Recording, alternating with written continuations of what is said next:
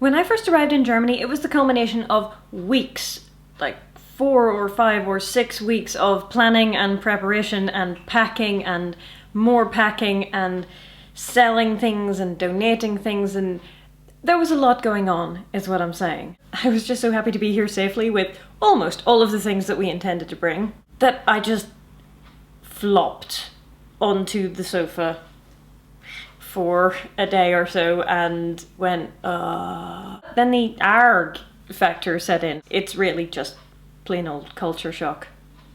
But then, salvation. Because after 4 days of heat waves so intense that I did not go anywhere further than the supermarket to get bits of food as and when required, the heat wave finally slacked off enough that I could slap on my sun cream and toddle on down to the second-hand bike shops.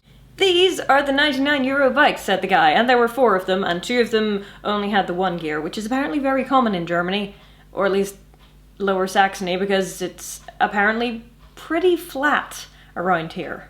But I said, no, I want bikes with gears. And there were 2 of these, and one of them was a lady's bike, and I tried it and it was broken, and one of them was a huge men's bike in pink and purple with 21 gears. And I got on it and I rode down the street and I went, oh, this is the best thing.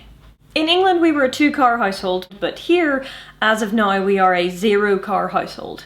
Instead we have bikes, and this one is mine. Bikes are amazing. I have a bike in England which I left in a shed, but in Germany, I love my bike even more because of the freedom that it gives me. All around the city are cycle lanes, and it is amazing. They are half the extra wide pavement. You don't have to compete with cars, and you don't have to mow down innocent pedestrians. Some people still do, but still, you're not the poor man's motorbike. You have a specific place in the infrastructure dedicated to you, and that is why so many people ride bikes here. And while I'm not a terrible walker, the saying twice the work in half the time does tend to apply when you put me on a bicycle. Of course, this does require its own equipment. I have lights and a bike lock and WD-40. I have a sun hat and waterproof coat and trousers, hat, scarf, gloves, other wintry things, but I'm good for basically all conditions where the road is not incredibly slippery.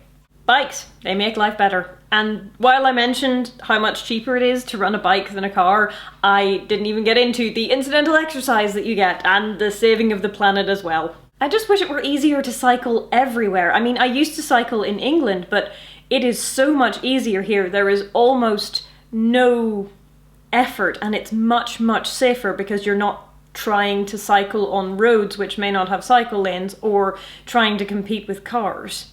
So you know what would be great? More bike lanes, different rules for cyclists and drivers, and bicycles for everybody who wants one. Now if you'll excuse me, places to go, people to see, bicycles to ride.